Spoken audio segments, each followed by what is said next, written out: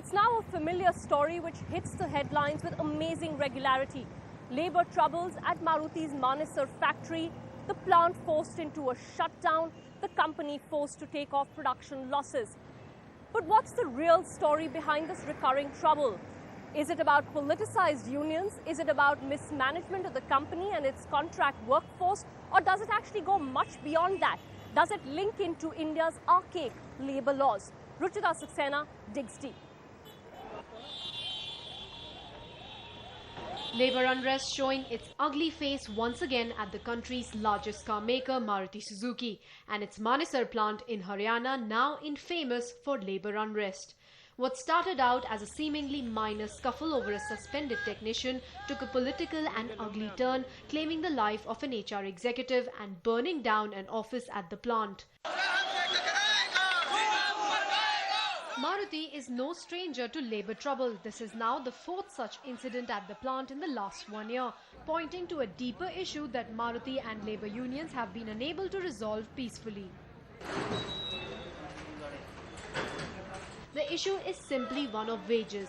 At the Manesar plant, Maruti Suzuki has employed 3,000 permanent workers and 2,800 contract workers.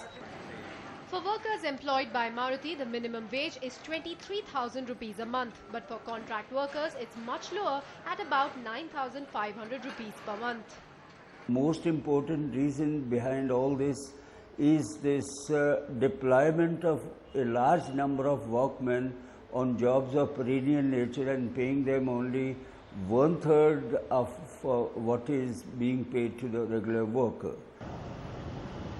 Contract workers have always resented this wage difference, and with the alleged support of political forces in the region, unions have been emboldened into disrupting operations time and time again.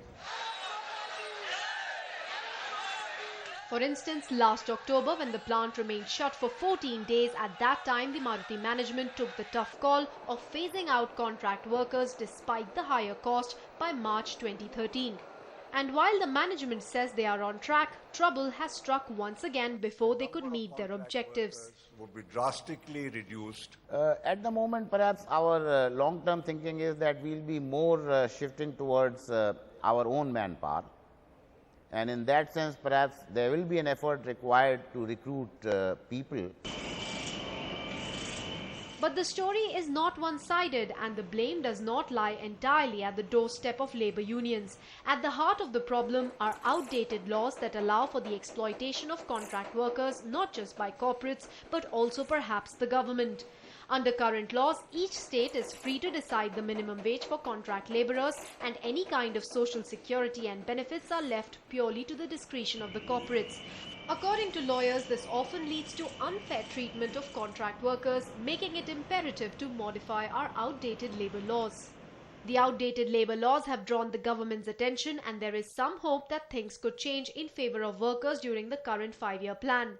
According to the Planning Commission's working group from 2012 to 17 5-year plan on labour laws, the Contract Labour Act 1970 needs to be amended to give contract employees same benefits and security of tenure as regular employee. Minimum Wages Act 1948 amendment can ensure a national minimum wage for all contract labourers in the country. And the Factories Act 1948 can be amended to provide better security for labourers working in hazardous environment. As of today, some laws are to be definitely changed, and we have recommended in our these meetings, and it is now upon the Parliament to pass it in accordance with law what they feel best. But in return, companies are demanding greater flexibility in hire and fire laws, without which it becomes difficult for companies to adjust operations and production to changing demand dynamics. Current law does not allow companies this freedom, and hence they resort to hiring contract workers who are easier to bring on and let go as required. The outdated labour laws have also had an impact on India's employment scenario, with the unorganized sector now representing 92% of Indian workers, suggesting that a lot of employment opportunities have gone into the unorganized sector. That I think relates to that closure of factory. If some unit goes bad, or they can't run, they are in loss, then they have to seek permissions. then retrenchment is there, but at the same time the labor interest has to be watched. Until any significant changes in the law, the workers of Manesar plant, even those not involved in the violence, are terrified to go back to work, and so are the managers of Maruti Suzuki.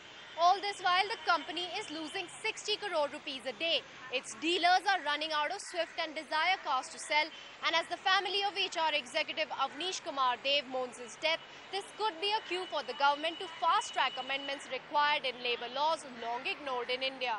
Ruchita Saxena, NDTV Profit.